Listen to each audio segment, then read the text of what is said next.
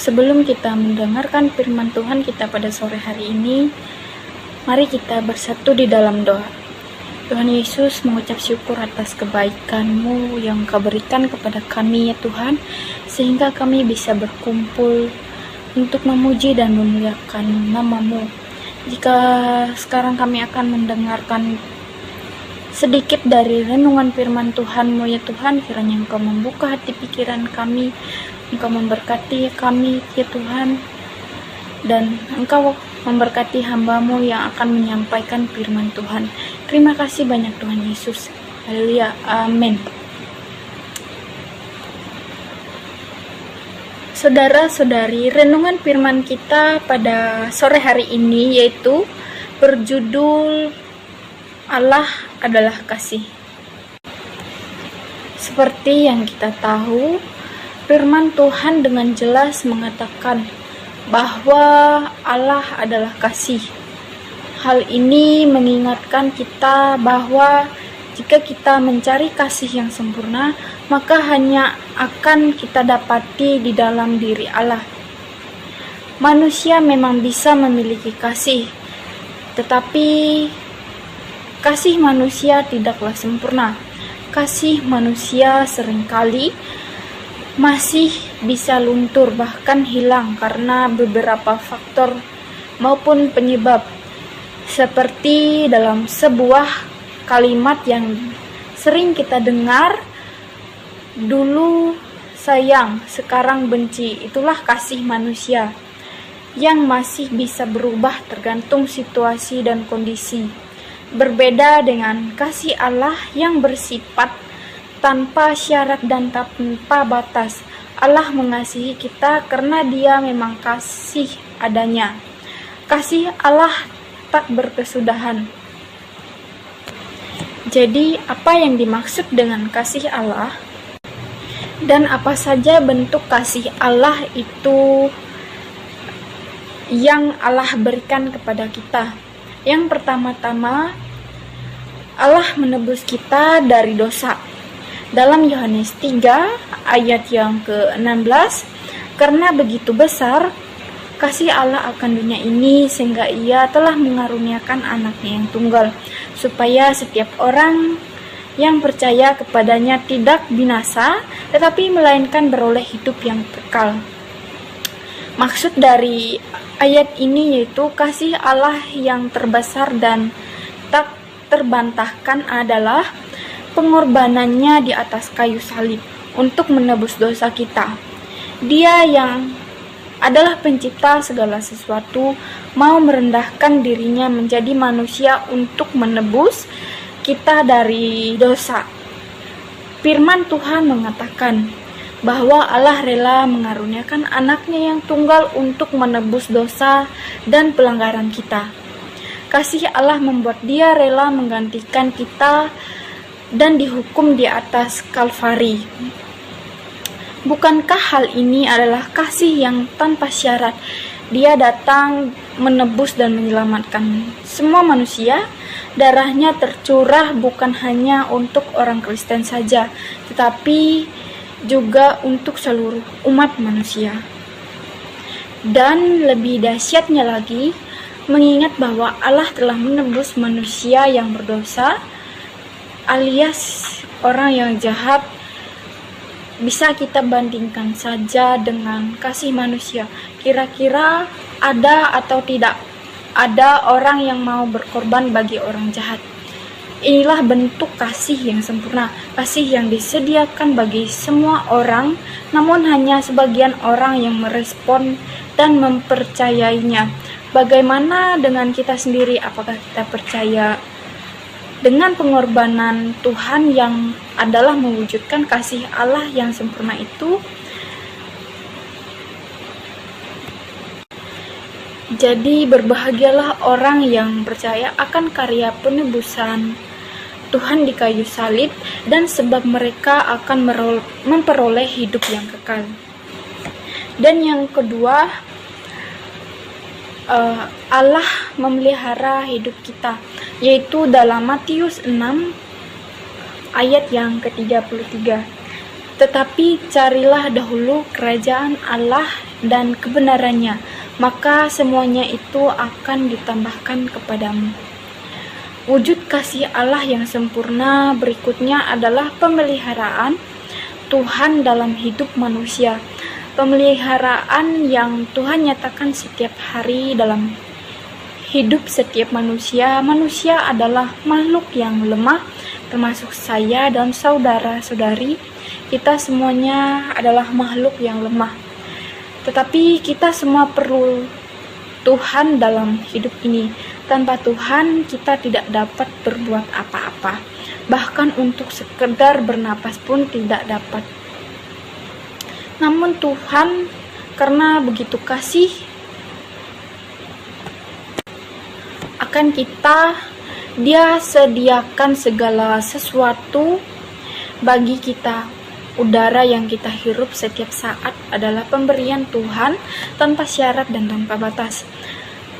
Mentari pagi yang bersinar membuat manusia dan hidup dengan nyaman. Saudara-saudari, bisa kita bayangkan bila Tuhan berhenti memberikan udara untuk kita bernapas atau matahari berhenti bersinar, maka sudah dapat dipastikan kehidupan akan berakhir. Segala yang kita butuhkan sebagai manusia adalah pemberian Tuhan. Dia mengasihi kita sehingga Dia memelihara kita begitu rupa. Mari saudara-saudari, kita sadari bahwa tanpa pemeliharaan Tuhan, maka kita tidak akan sanggup menjalani kehidupan ini. Bersyukurlah atas segala nikmat dan anugerah dari Allah yang telah Ia berikan kepada kita. Pemeliharaan Allah selalu nyata, maka sudah seharusnya kita menjalani kehidupan dalam ketaatan.